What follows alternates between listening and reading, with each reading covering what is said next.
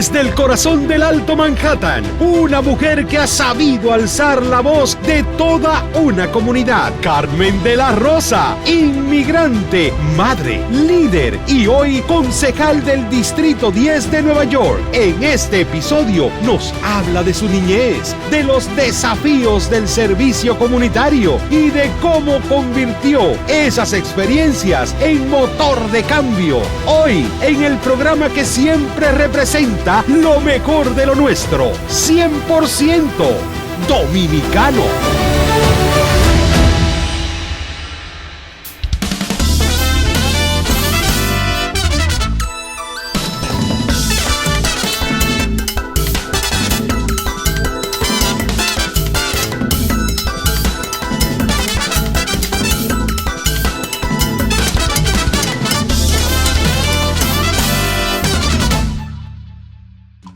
Bueno, señores, la fiesta de hoy es para mí, porque yo desde que conozco la trayectoria de mi invitada de hoy he sido un fiel admirador de su carrera, de su trabajo, pero sobre todo de su aura y su personalidad. Una mujer entregada al servicio de la comunidad de aquí, nosotros los dominicanos de Nueva York. Y es un honor tener en mis cámaras a la concejal por el Distrito 10 de New York, Carmen de la Rosa. Gracias. Gracias a ti. Por dignarnos con esta entrevista. Siempre a la orden. Empiezo siempre estableciendo el origen de mi invitado. ¿Usted nació aquí o usted nació allá? Yo nací en la República Dominicana, en las terrenas de Samaná. Ajá. ¿Cómo entonces viene esa llegada a Nueva York? ¿Cómo parte de él? Bueno, mi trayectoria de nacimiento es una historia que muchos me dicen que debo de escribir un libro, pero yo en realidad fui huérfana de nacimiento. ¿Cómo así? Mis padres murieron, mi padre murió cuando mi mamá estaba embarazada y mi mamá murió después del parto. Entonces éramos 4 hermanos y mis abuelitos no podían, desafortunadamente, una familia de un origen muy pobre, entonces no podían quedarnos con todos nosotros. Y en ese tiempo, mi familia que me adoptó y me trajo hacia los Estados Unidos eran una pareja de dominicanos que vivían aquí, ya estaban casados y tenían muchos problemas para tener hijos. Y supieron mi historia, fueron hacia la República Dominicana, comenzaron un proceso de adopción a través de unos amigos que tenían en Samaná. Y cuando llegaron allá, me adoptaron. Mis padres me adoptaron cuando yo tenía 16 días de nacida y me llevaron hacia la capital, donde duré varios meses, me cuidaron, me alimentaron, me trajeron de nuevo a la vida, como ellos me dicen, y luego de ahí nos trasladamos a Nueva York, aquí a la ciudad de Nueva York, cuando yo tenía 2 años. 2 añitos.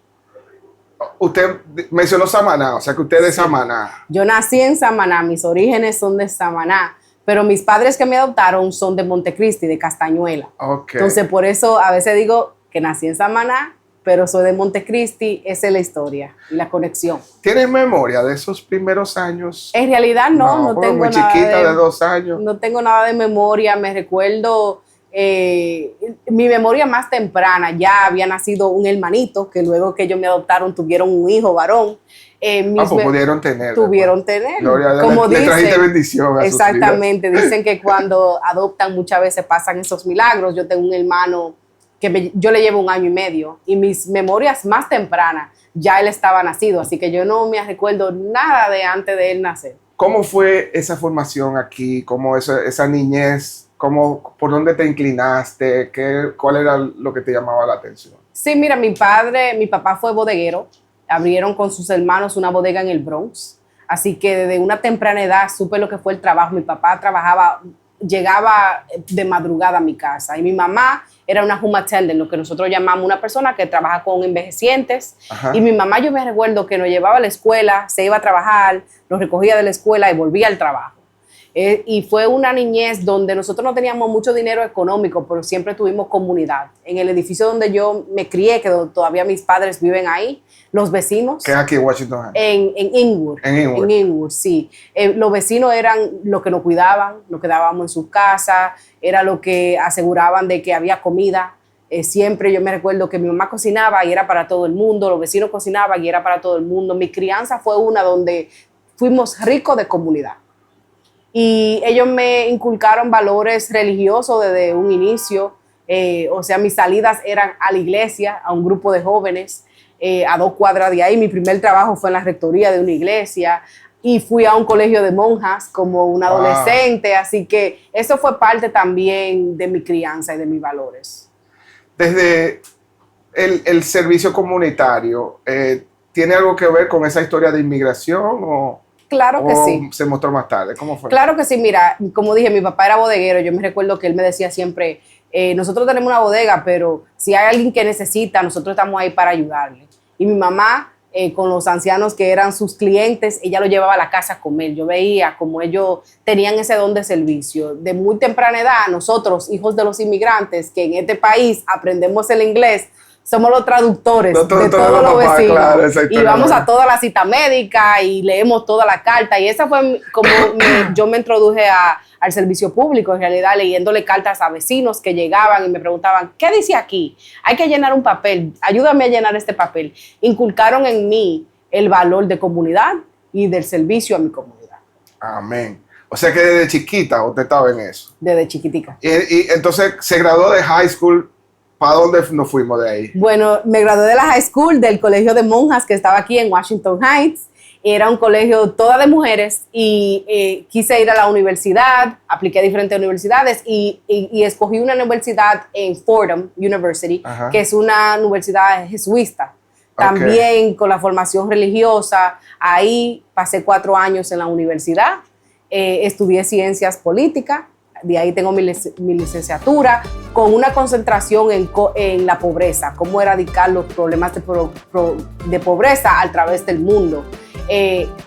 Fueron en esos 4 años de formación de universidad donde aprendí el valor del trabajo. Yo era una persona que iba a mi escuela y después que iba a la escuela a la universidad, iba a un trabajo después de la escuela donde le daba clase a niños en el Bronx. Era tutora, como nosotros decimos, y también trabajé en una firma financiera en Bajo Manhattan, simplemente cortando papelitos y aprendiendo lo que fue el trabajo. Cuando me gradué de la universidad, yo decidí que quería ser abogada y comencé a estudiar para tomar los exámenes para ir hacia la escuela de abogado, para la licenciatura, y ahí entré a un centro político donde estaba aplicando para un trabajo, porque siempre uno está buscando dónde vamos a trabajar este verano, y entré a la oficina de un asambleísta en el Bajo Manhattan. Y nunca fui a la escuela de ley. Me enamoré de la política. Ajá. ¿Se puede decir el nombre de ese? Sí, él se acaba de retirar el año pasado. Él es el asambleísta Danny O'Donnell, un americano del Bajo Manhattan. Trabajé con Danny 5 años, aprendí a correr campañas, aprendí a hacer servicio comunitario, a resolver los casos de la comunidad. Y fue entonces en el 2010 que conocí a Idanis Rodríguez. Ya había escuchado de él, ya lo había conocido en la comunidad, pero lo conocí en un evento y me dijo, venga a trabajar para nuestra comunidad. Amén. Y ahí comenzó mi jornada de regresar a Alto Manhattan. Siempre vivía aquí, pero no trabajaba aquí. Y aprendí, vine a la oficina de Idani y me hice la directora de Asuntos Legislativos. ¿Que era esta misma oficina? Asuntos Legislativos y Presupuesto. Luego pasé a ser la jefa de su oficina, la jefa de personal de la oficina de Idanis. Y entonces, en el 2013, competí para mi primera elección. Vamos a llegar ahí. Sí. Déjame ir a unos cortes comerciales y cuando regresemos vamos a entrar en ese, que ese tiene mucho de qué hablar. ¡No se mueva! Esto es 100% dominicano.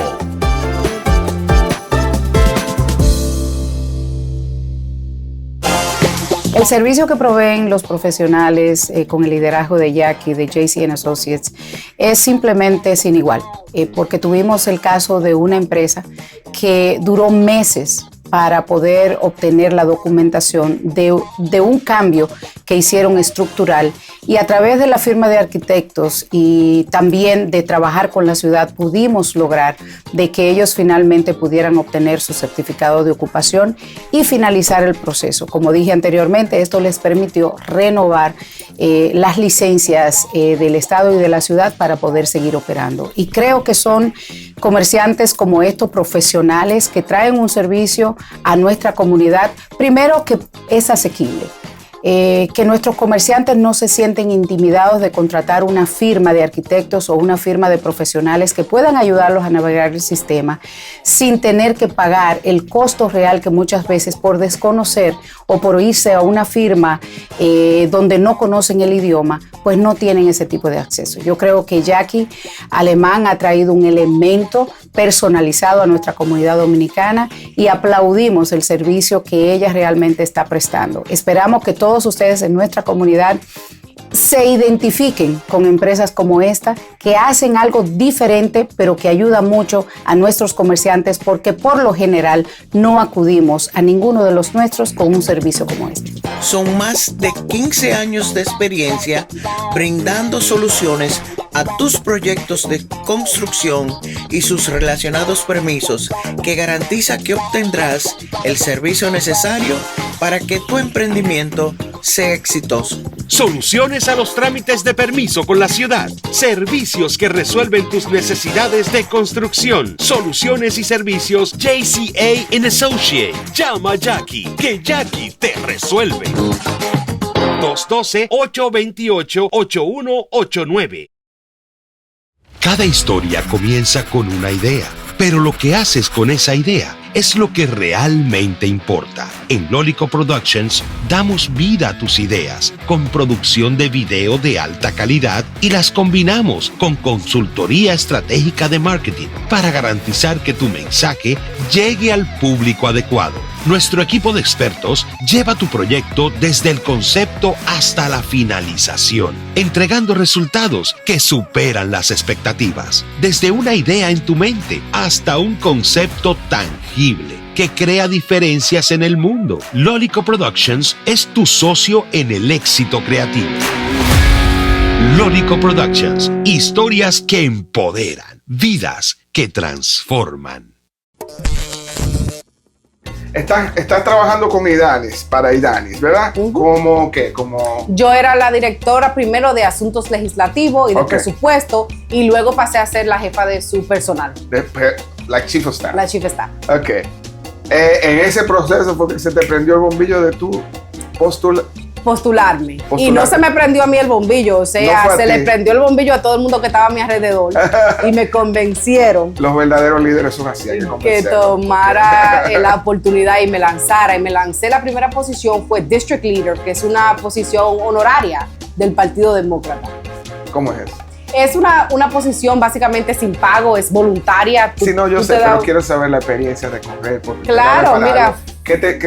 ¿Cómo se siente? Fue la primera vez que corrí, que vi mi nombre en una boleta, que vi mi cara en una pancarta, y me recuerdo que estaba corriendo en contra de dos mujeres más de la comunidad que me llevaban muchos años en edad y en experiencia también, pero pude llevar mi historia a la comunidad y tuve una aceptación.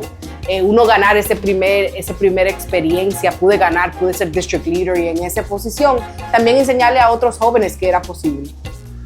Qué bueno. Nos alegramos mucho porque gente como tú hace más falta en la política. Gracias. ¿Cuál diría? Déjame ver la historia de la política. Primero como District Leader, que dices que es un puesto honorífico. Sí. Después... En el 2016 decidí lanzarme hacia la Asamblea Estatal. En ese momento... ¿Qué era lo que era Idanis? Idanis era concejal. Pero en ese momento había un asambleísta, Guillermo Linares.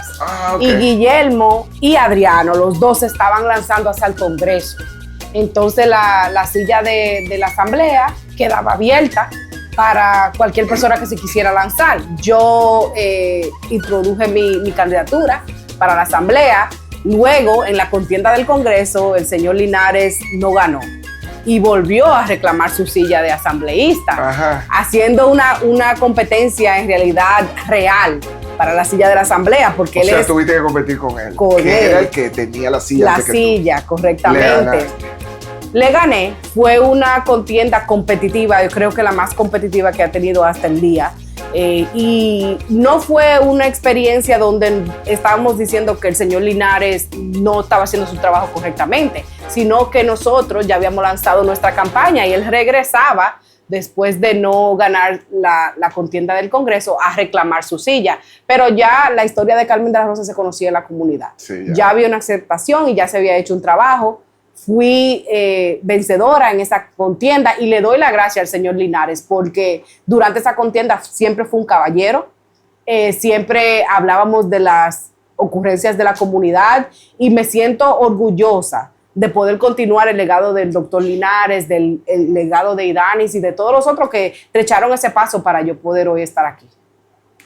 De ahí entonces fue que vinimos a ser concejal. Concejal. Duré 5 años en la 5 años. legislatura de Albany como asambleísta. Fui la segunda mujer dominicana de tener esa posición, la segunda mujer de cualquier raza, pero la segunda mujer dominicana, porque tuvimos una asambleísta, Gabriela Rosa, que duró un tiempo ahí también.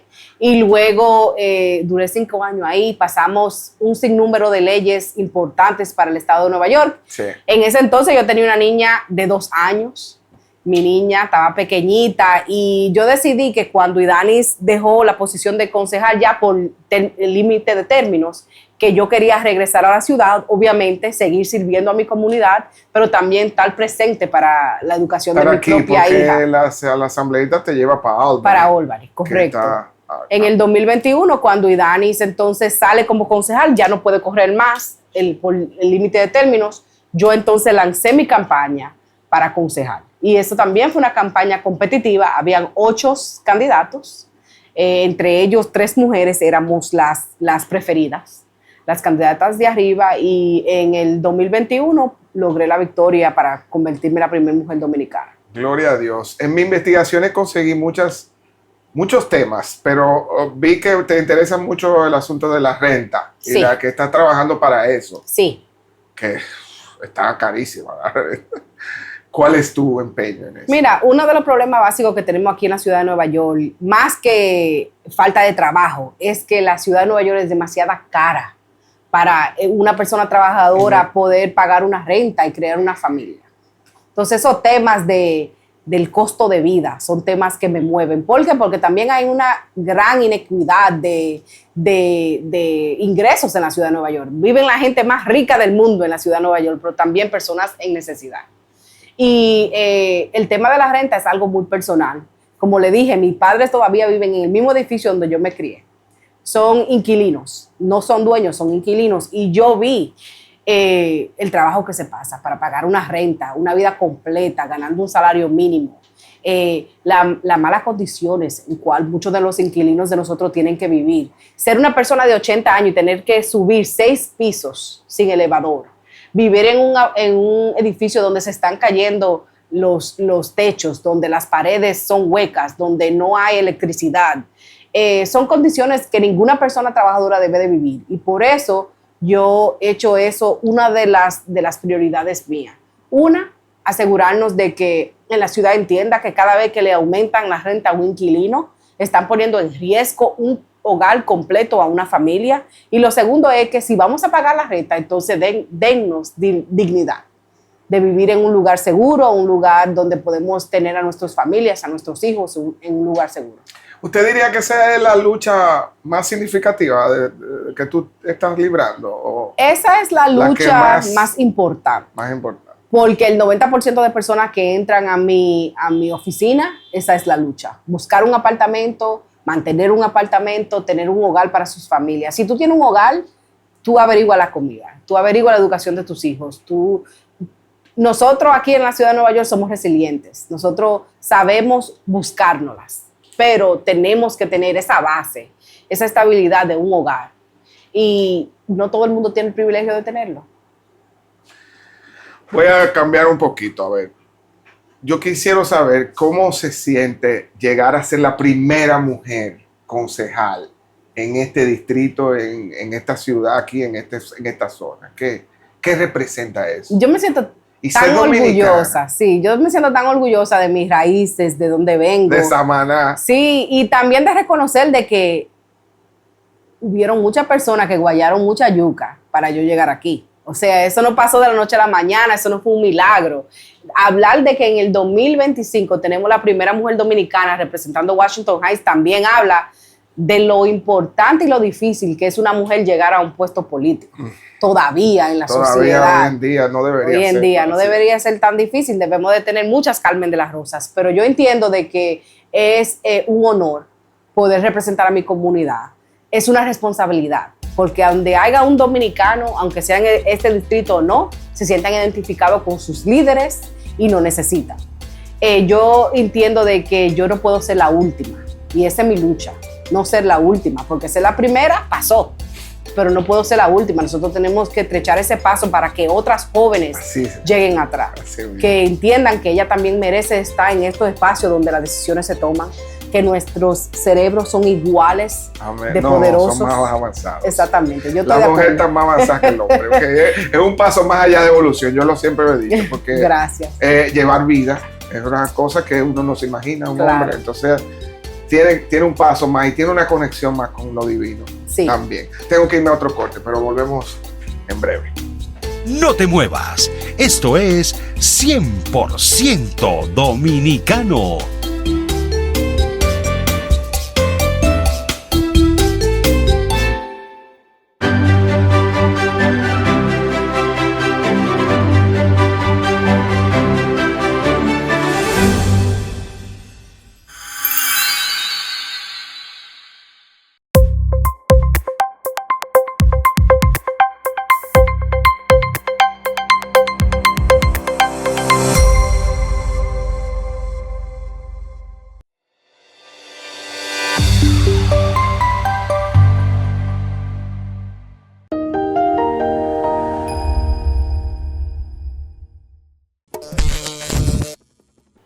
En mi investigación vi muchos temas que usted está abordando: vivienda, migración, violencia, recursos para jóvenes. Vi un proyecto de ley que usted tuvo.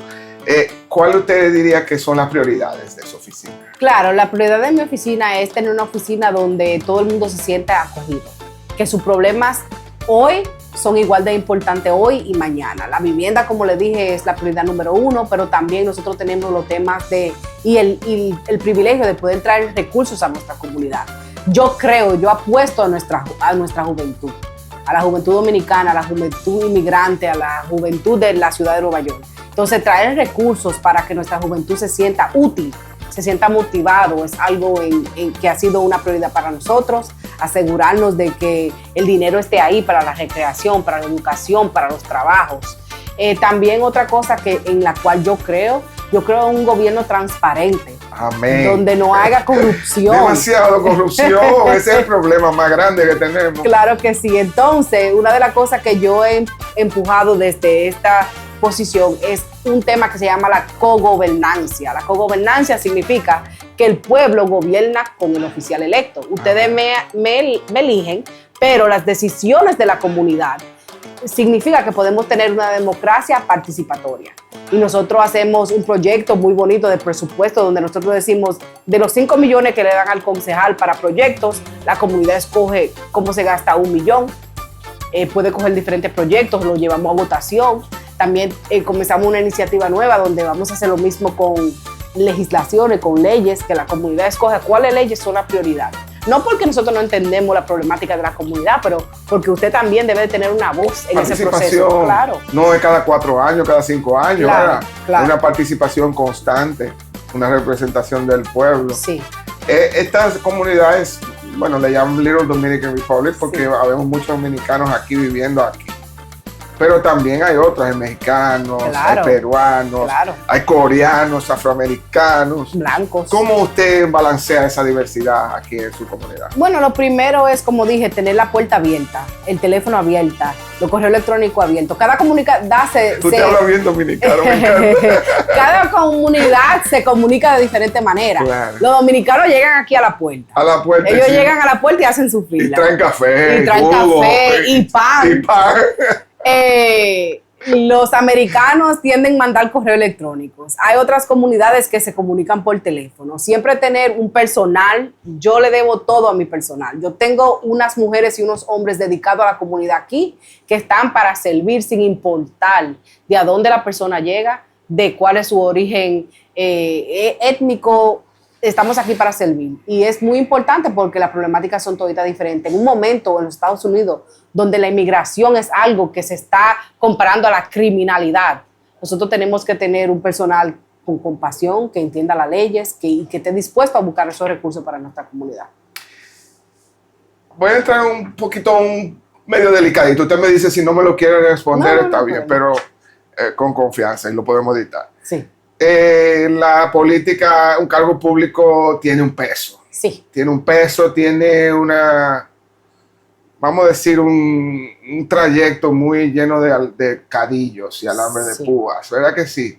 Inclusive, sin yo conocerla a usted, me doy cuenta, supe de su maravilloso servicio, porque la gente habla, porque el que viene a hablar de usted y como la política también hay del otro lado, que viene a hablar mal de usted. Sí. El que me hablaba mal de usted era el que yo veía que era el corrupto. Ajá. Entonces, o sea que ahí mismo se definen las cosas. ¿Usted Claro. no me quiere decir? Entonces, ¿cómo te maneja eso? ¿Cómo? ¿Cómo te se brega Sí. y con esa corrupción que hay también? Mira, hay un refrán que dice que las críticas de quién la da, ¿verdad? Exacto. Entonces, uno tiene que coger y dejar. Y estoy aprendiendo todavía, porque no le voy a fingir como que soy... Usted es jovencita. Voy a cumplir 40. Eso, jovencita.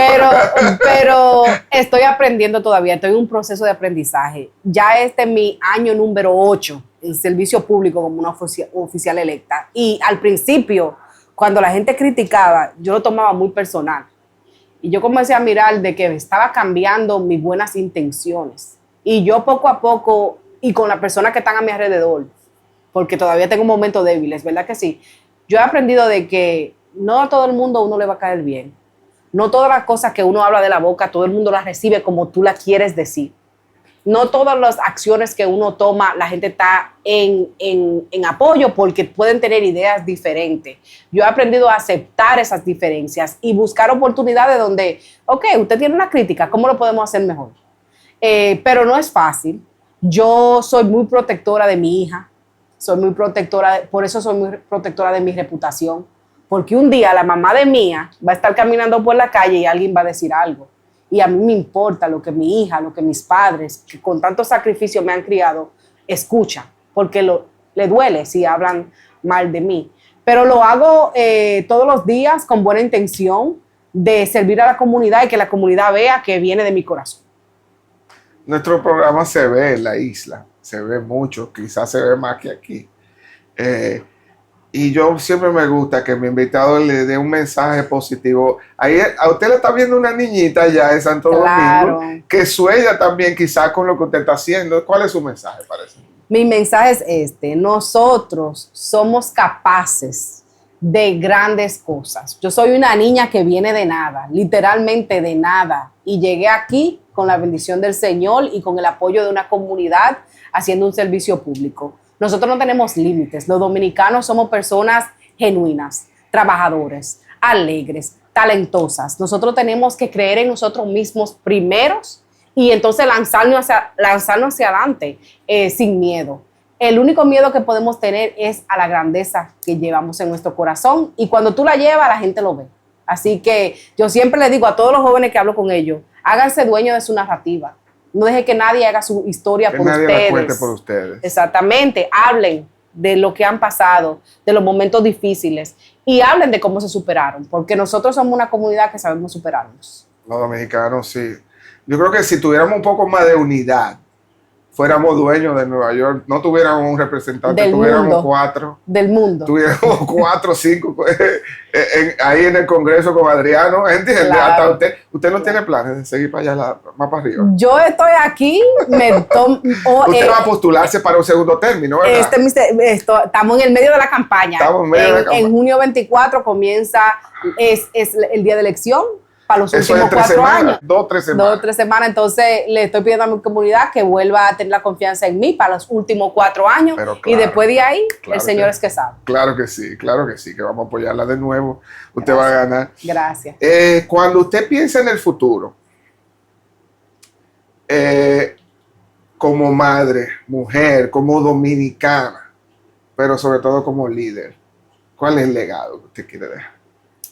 El legado que yo quiero dejar es un legado donde la comunidad y nuestra comunidad entienda ese mensaje que usted mandó hace un momento, la unidad.